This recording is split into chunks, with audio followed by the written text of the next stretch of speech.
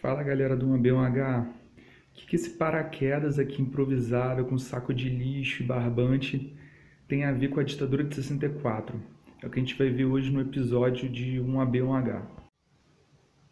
Paraquedas, pois estamos falando de um paraquedista, Sérgio Ribeiro Miranda, vulgo Sérgio Macaco, integrante do Paraçar, grupamento de soldados responsável por prestar socorro nas selvas brasileiras a soldados feridos, precisando de primeiros socorros, de alimentos, e também com a função de pacificação de tribos indígenas, como foi o caso da atuação de Sérgio Macaco na pacificação de um conflito entre Tchucarramães e Jurunas e Caiabis. Por conta disso, ele ganha a alcunha de Nambiguá Caraíba, o homem branco amigo.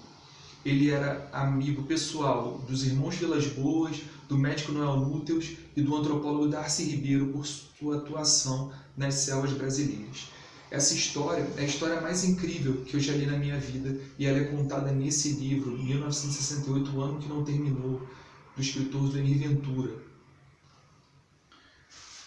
Bom, nesse livro conta-se que o deputado chamado Maurílio Lima Ferreira, do MDB de Pernambuco, denunciou um problema ocorrido no Paraçar. Ele denunciou em 1968, em outubro. A sua denúncia era que as Forças Armadas Brasileiras, durante a ditadura militar, estavam com o plano de sequestrar 40 lideranças brasileiras, entre elas estudantis e personalidades políticas. Cita-se 5 delas: Carlos Lacerda, Jânio Quadros, Juscelino Kubitschek, Dom Helder Câmara e Olímpio Mourão Filho.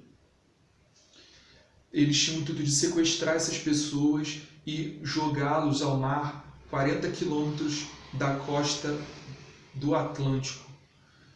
E o Paraçar estava sendo seria responsável por esse ato. Dia 14 de junho de 1968, houve uma reunião no Ministério da Aeronáutica, no Rio de Janeiro. Lá, o brigadeiro fez algumas diretivas para 40 pessoas, entre elas o Sérgio Ribeiro Miranda. Falava sobre esse plano de sequestrar 40 personalidades políticas e, além disso, um outro de jogar uma bomba no gasômetro do Rio. O gasômetro, para quem não conhece, no Rio, ficava no início da Avenida Brasil, que é a ligação entre o centro do Rio e a zona norte da cidade. Isso seria feito às 6 horas da tarde, na hora do rush, momento em que muitas pessoas estão voltando do trabalho, então o fluxo está intenso naquela região e mataria no mínimo 100 mil pessoas. Além disso, a represa de Ribeirão das Lajes seria destruída e tudo com o intuito de colocar a culpa nos comunistas. Isso seria um plano feito pelos militares para fingir que os comunistas teriam destruído esses lugares. E o que seria feito depois? Os helicópteros do Paraçar aterrissariam, entre eles o Sérgio Ribeiro Miranda, e salvariam algumas pessoas. Com isso, o Sérgio Macaco ganharia sua 5ª medalha de bravura. Porém, nessa reunião, quando esse brigadeiro perguntou para as 4 primeiras pessoas se ele concordava com seus planos, as pessoas concordaram, e na 5ª, quando ele foi perguntar para o Sérgio Macaco, de forma incisiva, bem próximo ao rosto dele, ele falou: "Você concorda, Sérgio?" Ele disse: "Não concordo. Não concordo, enquanto estiver vivo, não farei essa missão." Bom, o brigadeiro ficou extremamente furioso e o Sérgio não se intimidou. Ele falou que ia reportar esse plano para o ministro. Bom, gerou uma tensão na reunião, o brigadeiro saiu e depois foi convocado uma outra reunião com o Sérgio Ribeiro Miranda e mais 2 altos oficiais da aeronáutica para convencê-lo de que seria bom para a carreira dele, ele ganharia mais uma medalha de bravura, ele estaria aí com seus interesses individuais atendidos. E o Sérgio Miranda, de acordo com o livro aqui do Zuenir Ventura, diz a seguinte passagem: Não, brigadeiro, eu acho que os senhores não estão falando a sério.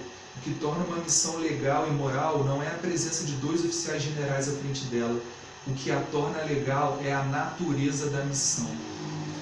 E foi assim que esse plano não foi executado.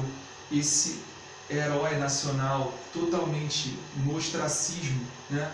Quase ninguém conhece essa figura, salvou mais de 100 mil pessoas em 1968, morreu no ostracismo dependendo de ajuda de familiares, de pessoas próximas, e diziam que se ele pisasse no hospital militar para, se quisesse requerer algum tipo de atendimento, a sua vida corria risco. Antes de demolir aquela região, né, para construir obras do Porto Maravilha, esse viaduto ali perto do gasômetro foi chamado de Sérgio Ribeiro Miranda. Valeu, galera!